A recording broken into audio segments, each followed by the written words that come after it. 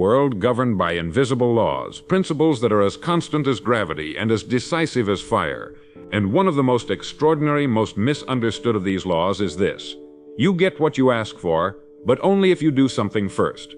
And that something, which we'll explore together over the next 30 minutes, holds the key to your health, your wealth, your peace of mind, your career, and the quality of your relationships. It's a key that unlocks every locked door you've ever stood in front of, wondering why others seem to be moving forward while you remain stuck. And once you understand it, not just in theory, but in the marrow of your bones, you'll look back on this moment as a dividing line in your life. Because this is the truth: what you ask for earnestly, deliberately, and consistently will come to you. But not because the universe is some kind of wish-granting machine. It comes because you prepare the inner soil to receive it. And if you don't do that work first, no amount of asking will bring the harvest you seek. Before we go deeper into that law, let me ask something simple of you. If the message you're about to hear speaks to you, if it resonates even a little, then take a moment right now to subscribe, to like, to make this voice a recurring part of your journey. It's a small act, but like all seeds, it yields more than it costs. These teachings, like the great truths they come from, are meant to be returned to, repeated, absorbed through reflection. And if they've helped you even a little, then you're helping someone else by making it easier for them to find this path too. Now let us begin. The reason most people do not get what they want in life is because they never truly ask. Oh, they wish, they hope, they occasionally whisper a desire under their breath, but they do not ask with power. They do not ask with action. They do not ask with belief. To ask with power is to do the inner work first, the work of clarity, of discipline, and of faith. You must first become the kind of person who can receive what you are asking for. Not in title, not in status, but in mind, in thought, in rhythm. To ask for wealth without first uprooting poverty, thinking is like planting roses in sand and expecting them to bloom. And so the first task we face is this: to define clearly what we want, and then to begin the inner transformation that aligns us with it. Because the law is simple, brutally simple. You will not receive what you are not prepared to carry.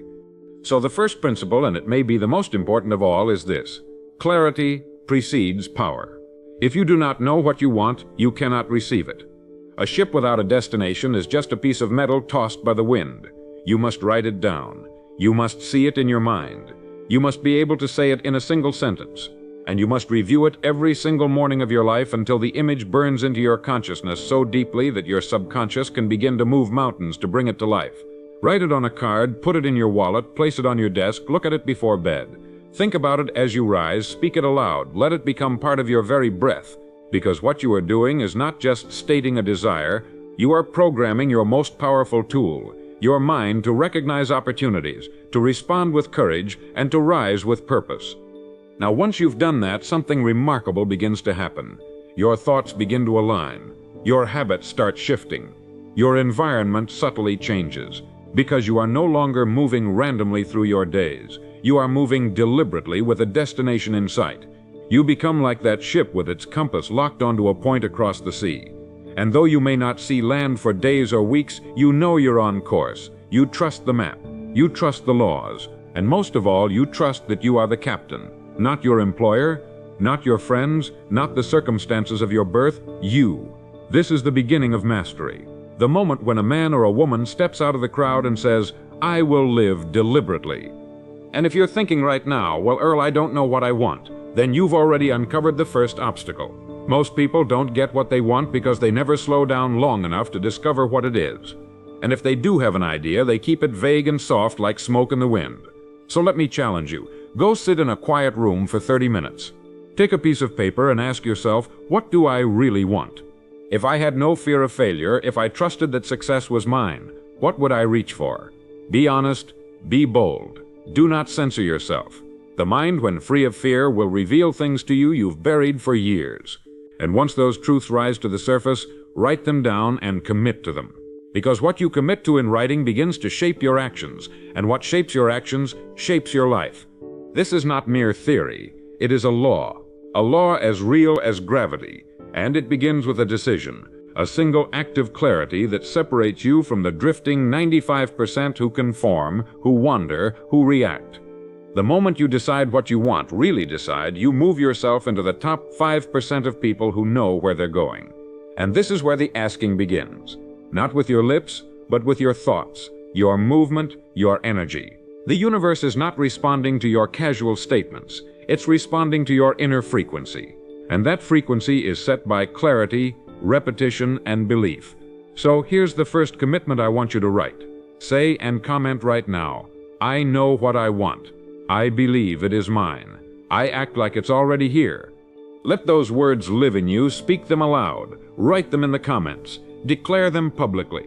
Because what you declare publicly, you begin to embody privately. And in that declaration, you activate the principle. You bring the law to life. As you think, so shall you become. That's not a suggestion. It's an ancient truth echoed by sages and scientists alike. So say it again, even louder this time. I know what I want. I believe it is mine. I act like it's already here.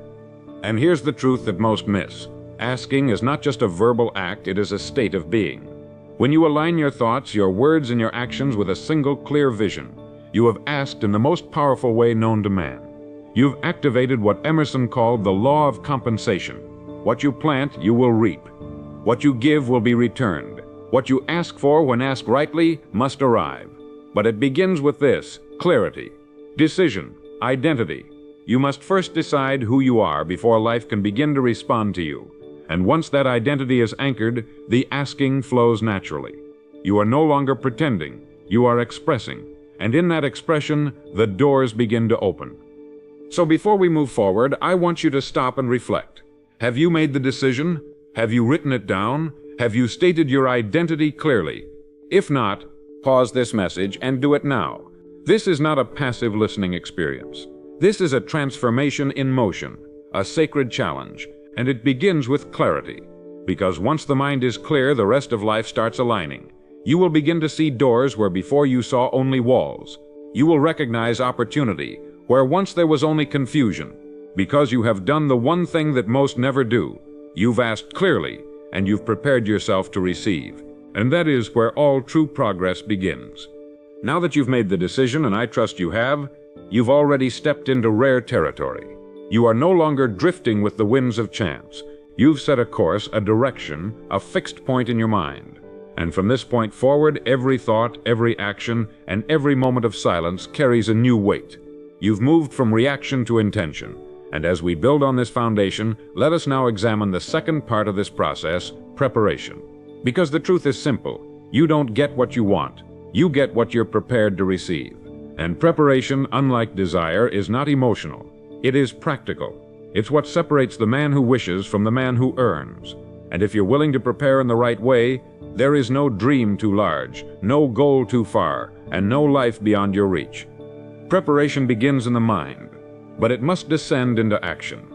It's not enough to say, I want a better life. That's just a statement.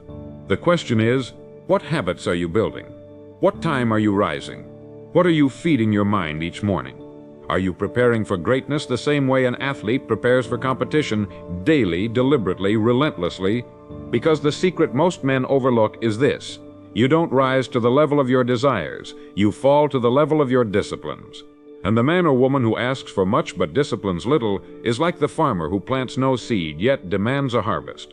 Nature does not respond to emotion. It responds to law. And so must you. One of the greatest disciplines is attention. What you give your attention to expands. If your mind is constantly filled with worry, distractions, and meaningless conversation, then your inner soil has no room left for the seeds of success to grow. This is why so few rise. Because they spend their mornings in noise, their afternoons in reaction, and their evenings in escape. The asking begins with focus. When you focus your energy, your life begins to cut through the fog. And suddenly the goal feels less like a dream and more like a direction. This is what makes the top 5% different. They guard their minds, they manage their energy. They understand that preparation is not a single act, it's a lifestyle. Let me ask you, what are you doing today to prepare for the life you claim to want? What are you studying? What are you practicing? What weaknesses are you confronting?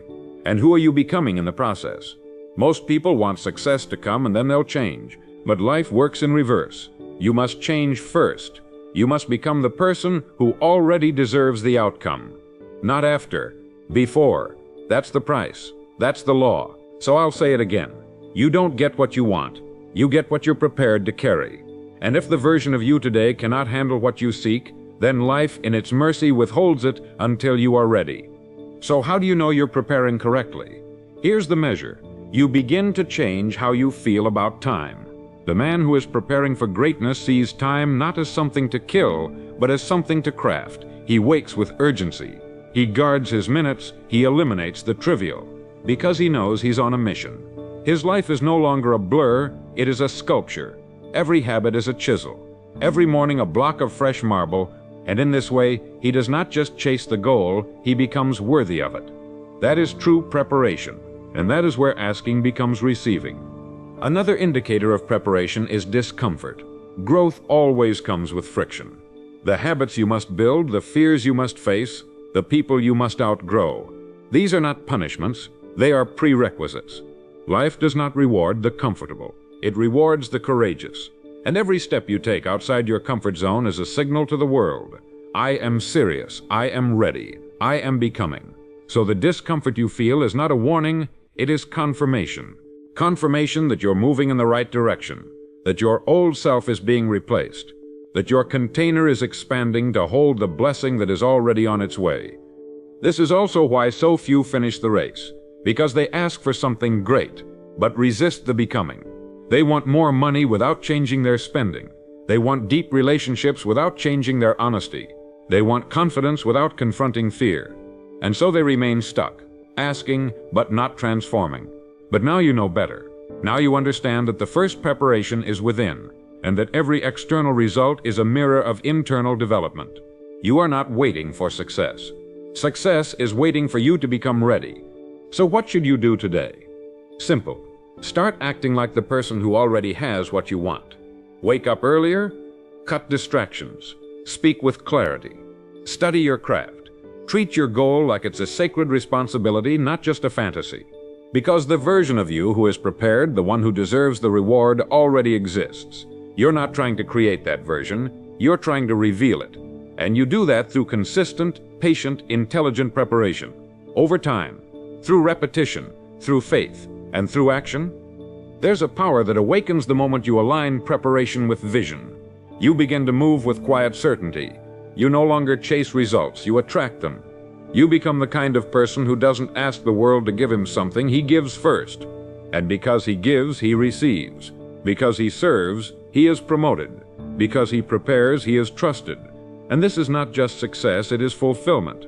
Because your reward now becomes a reflection of who you've become, not just what you've received. And when this truth sinks into your bones, you realize the greatest prize is not the goal, it's the transformation that came with becoming ready. So now I'll ask you again. Are you preparing? Not just wishing, not just talking, but truly preparing. Because life sees what you do in the dark. It hears what you say when no one's watching. It knows when you've done the work. And when you have, you don't need to shout it. The results will speak, the doors will open, the right people will appear, and the outcome will feel inevitable. Because you did what 95% never do. You prepared first. So take these words today and write your next declaration in the comments. I prepare quietly. I receive boldly. I am already who I need to be. Now that you've made the decision and you've begun the quiet work of preparation, the next question is this. What drives it all? What sustains the early mornings, the disciplined focus, the unshakable persistence when nothing seems to be changing yet? The answer is desire. True, deep, burning desire. Not a casual preference. Not a wish you express one day and forget the next, but a focused, intentional, white-hot desire that becomes the central fire in your spirit. Because without desire, preparation becomes a burden. Without desire, asking is hollow. Without desire, no law will move in your favor. The man or woman who gets what they ask for is always the one who wanted it enough to pursue it through boredom, through doubt, and through delay. And if your desire is strong enough, nothing can stop you. Not time, not circumstance, not opposition. But desire in its purest form must be fed. It must be stoked like a flame. Left alone, even the brightest inner fire will dwindle and fade. That's why you must return to your vision daily. See it, speak it, feel it. Remind yourself what's at stake. Imagine your family living in abundance. Picture yourself walking into that opportunity you once thought impossible. Hear the applause of your own soul as you become the person you were born to be. This is not fantasy. This is fuel. And just like an athlete replays the moment of victory in his mind long before it happens, so must you replay your success until it becomes inevitable. The mind cannot resist a vision it sees with enough intensity and repetition.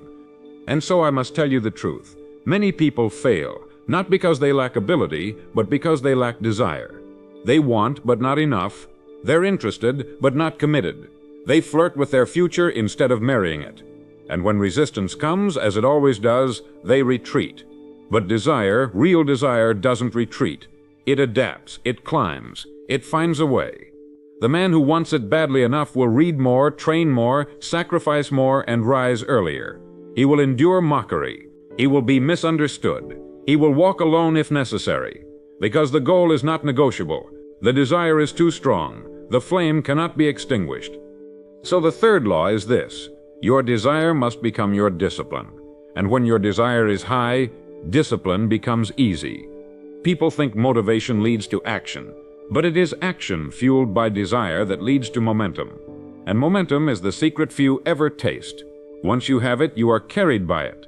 And once you're carried by it, you become unstoppable. But that begins with a spark, and that spark must be fanned into fire.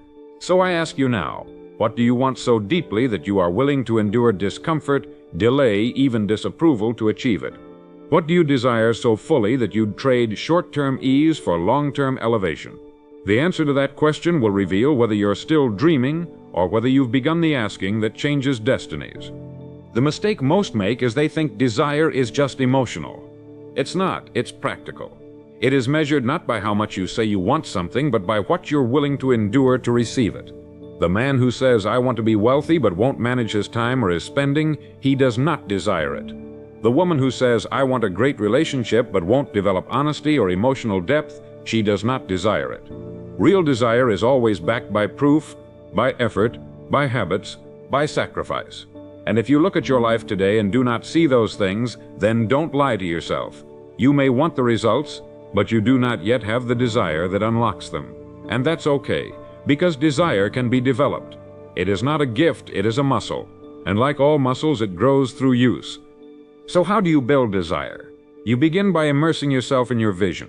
Read the books, watch the masters, surround yourself with excellence. Stop exposing your mind to mediocrity. Stop filling your time with conversations that make you smaller. You cannot expect greatness while you consume what makes you weak. Every day, you are either building desire or draining it. You are either feeding the part of you that wants more or feeding the part that's settled. And the longer you feed the wrong part, the dimmer your fire becomes. But the moment you make the shift, when you begin to speak your vision aloud, when you start surrounding yourself with driven people, when you begin to act like it's already yours, that's when the flame reignites. And you begin to move, not from pressure but from fire. One of the most powerful tools to stoke desire is environment. Show me the 5 people you spend the most time with, and I'll tell you the temperature of your desire. You cannot maintain high standards in low-vibe environments. You cannot keep your fire burning when you're surrounded by water. The people around you should remind you of who you are becoming, not who you've been. If your environment doesn't challenge you, inspire you, or reflect your vision, change it. Even if that means solitude, sometimes the most powerful growth happens in silence, away from the noise. You must protect your fire because it is your life's engine.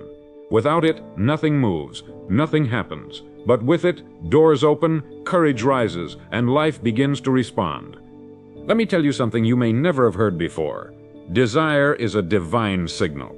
It is not random, it is not selfish, it is guidance.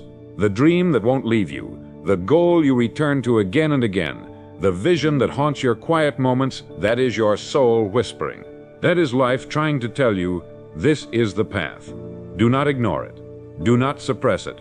Do not apologize for it. Fan that flame. Listen to it, let it grow until it becomes impossible to deny. Because the more you honor it, the more aligned your actions become. And when your actions align with your highest desire, you move into flow, into power, into creation, and you begin to live, not by reaction, but by design. So today, I want you to write another declaration, not just a comment, but a commitment. Say it with full belief. Declare it wherever you are. Let this be your alignment with the third principle. Say, my desire is my fuel. My vision is my flame. I am lit from within. Write it, speak it, live it. And when resistance comes, and it will, return to those words, because they are not just phrases, they are signals, and when repeated, they remind you who you are, what you're after, and why you must keep going. If you remember nothing else from today's message, remember this: the world belongs to those who want it most, not in theory, in practice, in preparation, in decision, in persistence. Those who ask with their feet, their hands, their schedule, their thoughts. Those who ask not just once, but again and again, through discipline, vision, and fire. And now you know the power to ignite your future is already inside you. The only question is, will you burn for it? By now you've made the decision, begun the preparation, and stoked the inner fire of desire. These are the roots. But what turns roots into branches, branches into fruit, and fruit into legacy is action. Consistent, disciplined, intelligent action. The kind of action that isn't always visible, that isn't always rewarded right away, but that compounds quietly in the background until one day, everything you ask for begins to arrive at once, and people call it luck. But you and I will know the truth. You planted, you watered, you acted, and now the harvest comes. You see, life does not reward potential, it rewards action. Potential is what you're born with, action is what you choose. And those who act, who move when it's inconvenient, who work when others rest, who show up even when doubt whispers, those are the ones who get what they ask for. The problem with most people is they spend too much time asking and too little time moving. They confuse information with implementation. They think if they read another book, or watch another video, or listen to another speech, their life will change. But information is only power when it is applied. The moment you take action, any action, you begin to move energy. You begin to tell life, I'm serious. That doesn't mean you always get it right. You won't. You'll make mistakes. You'll fall. But action is the proof that you've truly decided, because once a decision is made, action must follow, or the decision was never real. So today, the fourth principle is this: motion over hesitation. Act your way into clarity. Move your way into confidence. Don't wait for the perfect moment. The act of doing creates the momentum you're waiting for. Let me give you something practical. There is a habit that all high performers, successful creators, and purpose-driven people share. It is the habit of daily action aligned with their vision. They do something every day that moves the needle. Not once a week, not when they feel like it. Every single day, because they understand the compounding power of effort. One focused hour a day, applied with purpose, is 365 hours a year. That's 9 40-hour work weeks. Most people waste that scrolling, drifting, doubting. But you are now among the few. You will begin to treat your time as sacred. You will begin to see every hour of action not just as movement, but as investment. And when you stack those investments over time, you become a force too consistent to ignore. But I must warn you, action requires courage. Because once you move, you will encounter resistance. Fear will rise, doubt will whisper. The path will not always be smooth. But you must keep moving. The first step is always the hardest. That's where most people freeze. But once you begin, momentum becomes your ally. And with momentum, the things that once intimidated you become routine. You look back and wonder why you hesitated at all. So wherever you are right now, ask yourself, what is one thing I can do today right now that brings me closer to my vision? Not tomorrow, not next week, now. Because the best way to build belief is not by affirmations alone, but by action that reinforces who you are becoming. And here is the deeper truth. Action is how we prove to ourselves that we deserve what we're asking for. When you move, you send a message to your subconscious mind. I am the type of person who does this. And your identity begins to shift. You no longer need to convince yourself. You become the kind of person who builds, who shows up, who follows through. And that is powerful beyond measure. Because identity, once aligned with action, creates behavior without resistance. You don't have to force yourself. You flow. Not because it's easy, but because it's who you are now. And every day you act in alignment with your goal. You close the gap between who you are and who you've asked to become. Now let's go one level deeper. There are two kinds of action, scattered and strategic. Scattered action is busy work. It feels productive but leads nowhere. Strategic action is focused, measured, purposeful. It begins with clarity, is fueled by desire, and is sustained by commitment. That's what you must cultivate now. Strategic action, not everything matters. Not every task moves the needle. But the right few, done with precision, create results beyond anything you thought possible. And here's the secret: you already know what those few actions are. Deep down, you know the 3 things you've been avoiding. The phone call you haven't made, the email you've been putting off, the skill you need to develop, the truth you need to confront. Do those first. Daily, relentlessly, without excuse. That is the path. If you're still with me now, it's because something inside you knows this is the time. Not next month, not someday. Now, so I want you to write this in the comments, make it your 4th declaration. Speak it aloud as you write it. I move in alignment. I act with courage. My life responds to my discipline. Write it with certainty. Let your fingers confirm what your mind believes. You see, the moment you declare who you are and follow that declaration with action, the world begins to shift. Your confidence rises, your energy elevates, and you begin to feel the joy that comes from moving in truth. There is no feeling quite like it, when your vision and your actions match. That is when you know you are finally becoming. And if you're still tempted to wait, to hesitate, to delay your first step until it's perfect, let me offer you this. Perfection is the enemy of progress. Life rewards movement. It does not wait for your readiness. It rewards your willingness. And if you're willing, truly willing, to take the first step today, right now, then you'll be met with energy you didn't know you had. Ideas will begin to arrive. Support will appear. Clarity will grow. But only after you act, not before. This is the great paradox. Action creates clarity, not the other way around. And once you understand this, hesitation dies. You become the person who moves first, who acts when others wait, and that person always wins. So today, make a decision to act. Not to talk, not to think, but to move. Do the hard thing first. Do it scared. Do it imperfectly. But do it because the longer you wait, the colder the trail becomes. But once you take that first step, the second becomes easier. The third becomes habit. And soon, you are no longer the person who hesitates, you are the person who executes. And that kind of person always attracts opportunity. Not because of luck, but because of consistency. And if you'll take that step today, right now, you'll discover that everything you've been asking for has been waiting on the other side of your action all along.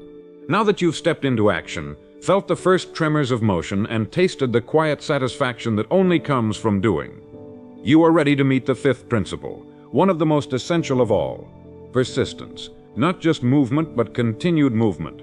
Not just action, but sustained action in the face of delay, silence, and uncertainty. The truth is simple. Most people start strong. They begin with fire, with ambition, with enthusiasm. But enthusiasm is cheap. It is persistence that is rare. And in the world of achievement, it is not the man who begins that wins. It is the man who continues. The man who gets up on the 50th day with the same discipline he had on the first. The man who moves even when the results are invisible. The man who treats silence not as rejection, but as preparation. That man becomes unstoppable. The difference between those who rise and those who fall is not found in their dreams, it is found in their stamina. Because the dream will fade if not fueled daily. The vision will blur if not acted upon consistently. You do not reach the mountain by jumping. You reach it by climbing one step at a time without losing heart. Persistence is the test. It is life asking, do you mean it? Will you continue when the applause stops? Will you work when no one's watching? Will you press forward when your emotions are tired, your mind is cloudy, and your results haven't yet caught up? Because that is what separates the few from the many. Persistence is more than endurance. It is a declaration. It says, I have chosen this path, and I will walk it, no matter how long it takes. And here is a law I want you to remember because it governs this entire stage of your journey. Those who persist win. That's not motivational fluff. That's reality. Think of any man or woman who's accomplished something worth remembering. Their story is not one of smooth ascent. It is a story of storms weathered, of nights endured, of doors slammed shut only to be knocked on again. Because life respects the one who won't go away. Not the loudest, not the most talented, but the one who keeps showing up, who keeps planting, who keeps building, who keeps speaking life over their vision when everyone else has gone silent. That person, the one who persists, is the one who receives. Let me tell you something that may shock you. Most people quit not because they failed, but because they almost succeeded. They were 3 feet from goal. They were days from a breakthrough. They were one more call, one more video, one more email away from the tipping point. But they stopped. They let discouragement overpower faith. They mistook delay for denial. And in that moment, they gave away the reward that had already been set aside for them. Don't be that person. Decide right now that you will persist until it breaks. Persist until it shifts. Persist until the vision in your mind becomes the life you live. That is what greatness requires. Not just initiation, but follow through. Persistence is not about speed, it's about rhythm. It's the rhythm of a man who works every day, not for praise, but from principle. The man who no longer needs motivation, because he has identity. He no longer says, I hope I can. He says, this is who I am. And because of that, he doesn't stop when it's hard. He doesn't give up when it's boring. He doesn't look for permission or applause. He keeps showing up. And eventually the results have no choice but to appear. Because the law is in motion, the law that says, as you sow, so shall you reap. And the man who keeps sowing keeps reaping, whether the world notices or not. So let me offer you a simple challenge. For the next 30 days, commit to one act of discipline every day that aligns with your goal. It could be writing 1 page, making 1 call, learning 1 new skill, exercising for 1 hour. Whatever your vision demands, do it daily, without skipping, without excuse. Because the magic is not in intensity, it is in consistency. Intensity will get you excited. Consistency will get you results. And if you can do this, if you can persist with quiet discipline, you will wake up one morning and realize something powerful. You've become a different person, not because of what you received, but because of who you had to become to earn it. And as you walk this path, doubt will visit, fear will whisper, fatigue will press on your shoulders. But when that happens, I want you to speak this declaration aloud and type it in the comments below. I keep showing up. I keep sowing seeds. I am unstoppable because I do not quit. Say it until your bones believe it. Because the act of persistence is spiritual. It is sacred. It is the soul refusing to shrink in the face of resistance. It is the heart saying, I know what I saw. I know what I was promised, and I will not bow to temporary delay. The world around you will always test your persistence, not to punish you, but to prepare you, to make sure you can handle the weight of what you asked for. Because great dreams come with great responsibility, and the only way to build the strength to carry them is through the daily discipline of showing up, regardless of mood, regardless of circumstance. You become the type of person life can trust, not because of what you say, but because of what you do, and in doing you are transformed. Persistence isn't about forcing your way through, it's about becoming someone who cannot be stopped. So now I ask you, can you be trusted with what you asked for? Not in theory, but in practice. Will you keep going when the initial fire fades? Will you continue when the results take longer than expected? Because if you will, then nothing can stop you. Not opinions, not setbacks, not even failure. Because persistence always wins in the end. It is the most underestimated form of power in the world. Quiet, consistent, unyielding. It is the language life understands. So speak that language now. Not with your words, but with your work. Show up again and again and again. Now that persistence has taken root and you've begun to build your momentum through disciplined action, we come to a principle that seems simple but holds immense power. The principle of service. Most people misunderstand success. They chase after the rewards without understanding that every true reward is earned through the value we provide to others. Success, wealth, influence, and fulfillment, all of it, is a mirror reflecting your contribution to the world. You do not succeed by chance. You succeed by service, and the depth of your service determines the height of your success. If you want to receive more, you must give more. Not in a manipulative way, not in the spirit of transaction, but from a deep and sincere desire to be of value. Because the world always rewards those who solve problems, who ease burdens, who give more than is expected. That is the path to greatness. There is a law, ancient and unbreakable, that governs this. Your rewards in life will always be in exact proportion to your service. Not your ambition, not your intentions. Your service. If your income is low, look at your service. If your influence is small, examine your impact. If your growth has plateaued, ask yourself how deeply you are helping others. Because the answer is always there. The man who rises in life is the man who makes himself indispensable, who becomes a source of answers, of encouragement, of results. And the beautiful part is that you can begin today, right now. No matter your job, your title, your industry, you can choose to serve more, better, deeper. And in doing so, you will distinguish yourself from the 95% who are merely doing the minimum. There is no such thing as something for nothing. You do not get rich, you earn it. And you earn it by giving others what they truly value. That's why the wealthiest people in the world are not always the smartest, but they are often the most useful. They've learned how to package their knowledge, their experience, their solutions, in a way that blesses the lives of others. And in return, life blesses them. This is not philosophy. This is cause and effect. And it works whether you believe it or not. You may resist it, you may try to find shortcuts, you may even attempt to cheat it, but the law remains. If you want more, serve more. And this is why service must become a habit. Not something you do once in a while to feel good, but something that becomes your identity. The best workers are not those who clock in and do the job. They are the ones who take ownership, who see themselves as leaders regardless of position, who understand that every task is a chance to make a difference. That's how you rise. Not by waiting to be noticed, but by choosing to make yourself valuable. And when you do that long enough, consistently enough, you begin to build a reputation. And reputation is a magnet. It draws opportunity. It attracts trust. It becomes the currency of the high-level game. Let me give you something concrete. Whatever you do today, do it better than you did it yesterday. Bring more attention, more excellence, more heart. If you're in business, serve your customers like they are your only customer.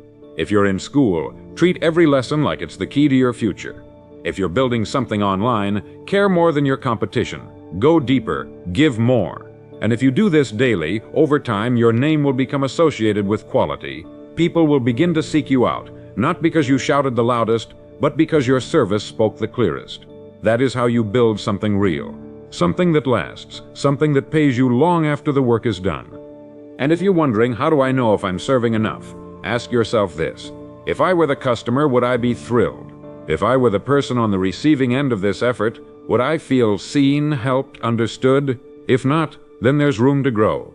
And that's good news, because growth is power. Every day is a chance to stretch, to give, to improve. That's the kind of life worth building. Not one that's chasing dollars, but one that's creating impact. And the irony is, when you live that way, the money comes anyway. The recognition arrives, the respect deepens, because you earned it, not demanded it. So I want you to write this down and say it aloud. Post it in the comments so it sinks in and becomes a part of you. I serve with excellence. I give more than I take. My rewards match my impact. These words are not decoration, they are activation. They shift your identity from consumer to contributor, from follower to leader, from average to exceptional. And when you embrace them, your actions will begin to change. You'll stop asking, "What can I get?" and begin asking, "How can I help?" That is the mindset of a builder, a leader, a master.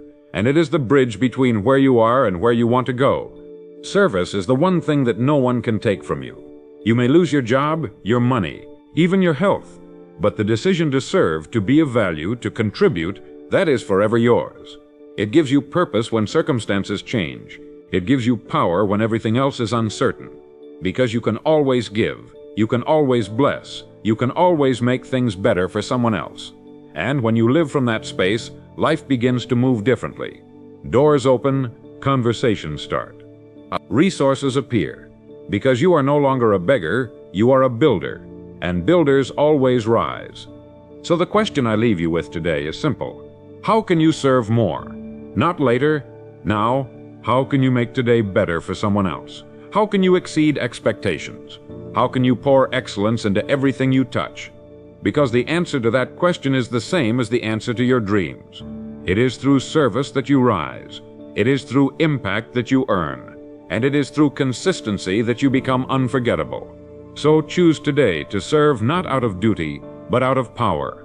Serve with fire, with precision, with humility, and watch how life begins to multiply your efforts in ways you never imagined.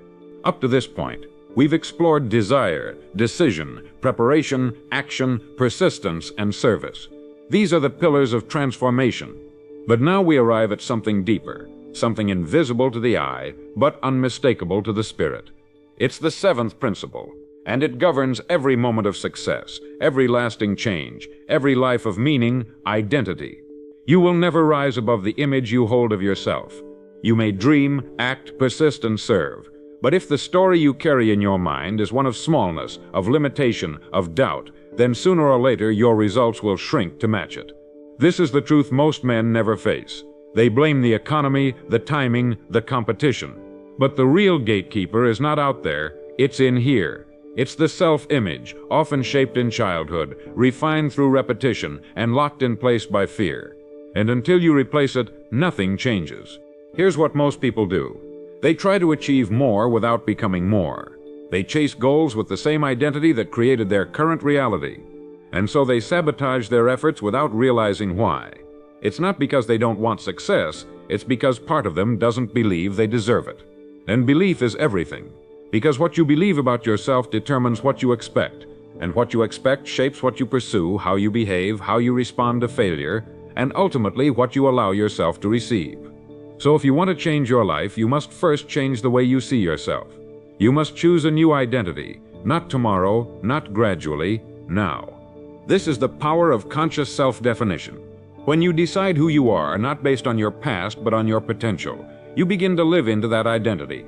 This is why affirmations matter, why visualization matters, why the words you speak about yourself matter. Because every word reinforces a pattern. Every image trains your subconscious. Every repetition etches a new groove into the mind. You're not lying to yourself when you say, "I am powerful," even if you don't feel it yet. You are choosing to become it. And the subconscious doesn't argue. It accepts what is repeated with emotion. That's why you must speak your new identity often with conviction and back it with behavior. Because when your words and actions align, you create truth. Let me make this simple. You must become the person who already has the life you want. Not pretend. Become. If the life you desire is one of strength, then you must start thinking, moving, speaking, and acting like someone who is strong. Not in arrogance, but in clarity. If your vision includes wealth, begin seeing yourself as someone who handles money wisely, who serves generously, who earns with dignity. If your future involves leadership, then carry yourself like a leader now. Speak with purpose, act with decisiveness. Develop your character so that it can sustain your influence. Because when your identity rises, everything else must follow. Your habits change, your posture shifts, your standards increase, and life cannot help but respond. But how do you shift identity? The same way a sculptor reveals a statue, by removing everything that doesn't belong. You are not becoming someone new. You are revealing who you were always capable of being. The doubt, the fear, the limitations, those were inherited, absorbed, learned. But they are not you. And so your task is to let them go, to drop the old stories, to stop rehearsing the failures, to stop identifying with weakness, and instead to choose, deliberately and daily, the person you know you are becoming. It may feel foreign at first. You may feel like an imposter. That's normal, because you're stepping out of the familiar. But stay with it. Repetition creates familiarity. Familiarity creates belief, and belief shapes identity. Now I want you to pause and write this in the comments. Say it aloud. Let it become a part of you.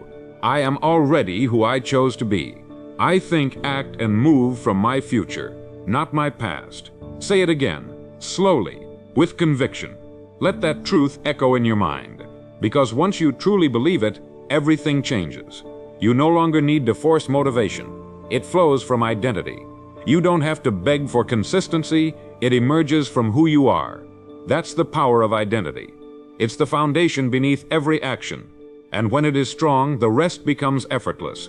Let's go even deeper. Most people live their lives reacting from an old version of themselves. Their decisions are shaped by past failures. Their expectations are limited by old rejections.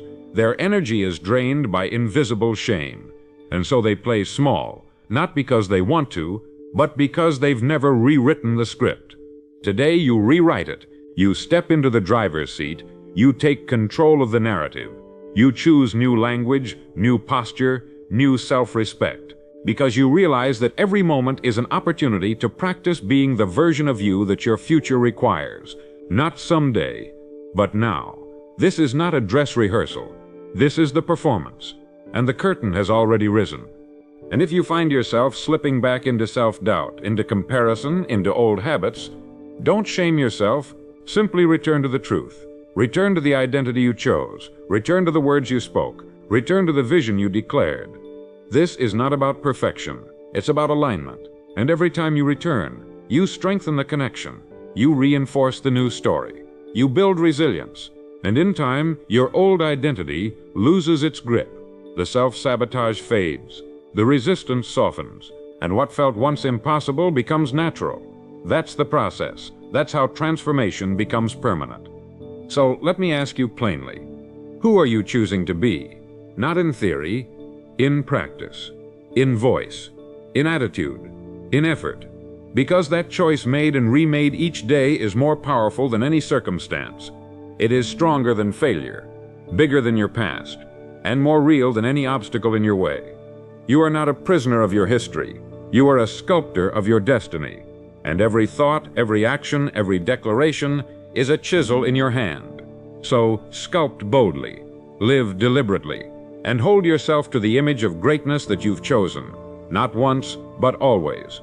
And now we arrive at the final principle, the closing arc of this journey. If you've come this far, then you already know. You are not the same person who began this process. You've made decisions, you've prepared, served, endured, and declared a new identity. But there is one more truth to embrace, one final law that unlocks the full power of all the others: faith in action. Not blind belief, not passive hope, but faith expressed through bold, repeated, courageous steps.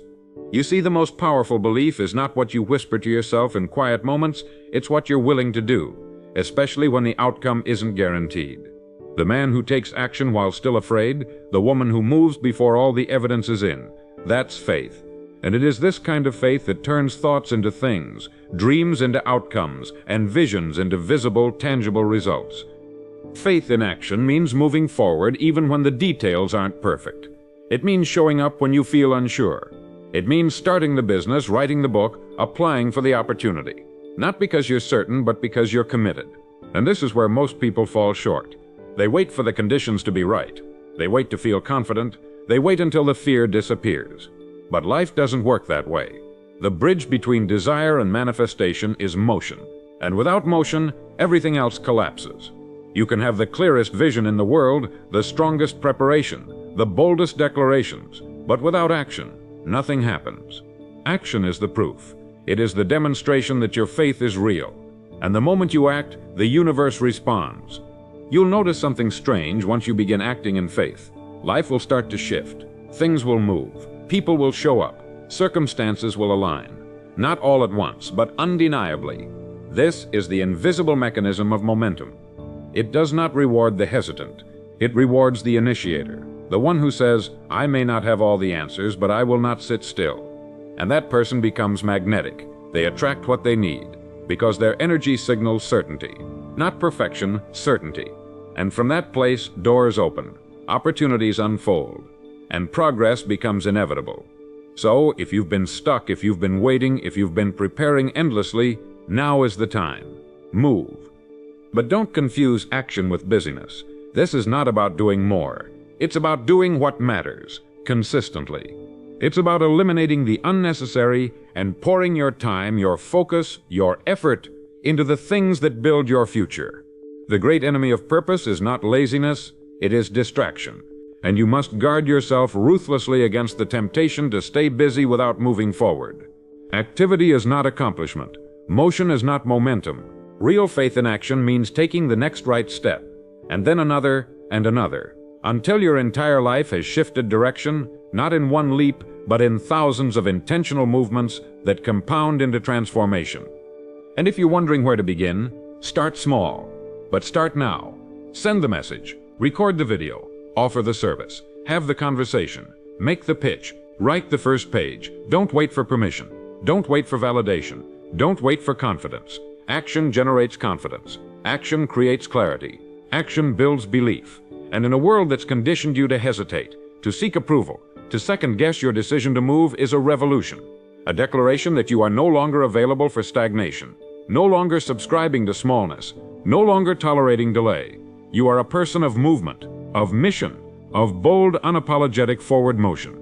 And so we close this series with one final declaration, one that must be engraved into your heart, written in the comments, spoken each morning, and lived with every breath. I move in faith. I act with power. I receive without fear. These are not just words. This is your new operating system, a new foundation, a code that rewires your nervous system and realigns your destiny. Speak it aloud. Let it ripple through your body. Let it change how you walk, how you speak, how you decide. Because the moment you claim this identity, the world must adapt. The same way water bends to the shape of the vessel, life will begin to take the form of your new rhythm. You see, the universe is waiting for your movement. It responds not to your wishes, but to your walk, to your steps, to your momentum. You don't need more signs, you don't need another green light. You are the green light, and this entire journey has been preparing you to go. Everything we've covered, clarity, preparation, emotional mastery, identity, consistency, service, it all points to this, movement. And so move, not perfectly, not loudly, just forward. Move with integrity, move with urgency, move with belief, because the one who moves cannot be stopped. Let this be your legacy. Not that you waited for life to happen, but that you chose to make it happen. Not that you were always sure, but that you always moved, that you acted in the dark, that you trusted in the silence, that you walked when others stood still, because that is what separates the fulfilled from the frustrated. The fulfilled took the risk. They stepped out. They stumbled. They got up. And in doing so, they received everything the hesitant left on the table. Let that not be your story. You are not here to wonder. You are here to win. So as you go forward, take everything you've learned and distill it into a single commitment that you will no longer sit in the audience of your own life. You are on the stage now. You are the actor, the writer, the director, and from this point on, the play will unfold as you decide. You get what you ask for, but only if you do this first. You must move. You must step. You must act. And if you do daily, faithfully, fearlessly, your reward will not be withheld. Not by fate, not by luck, not by time, because what you ask for when backed by identity and motion must arrive. And finally, if this message has carried any power into your life, if it has awakened something real within you, then share it. Like it, subscribe. Leave your declaration in the comments. Not just for you, but for the next person who needs this fire. Because when we speak our truths aloud, we give others permission to rise. And you, my friend, were never meant to rise.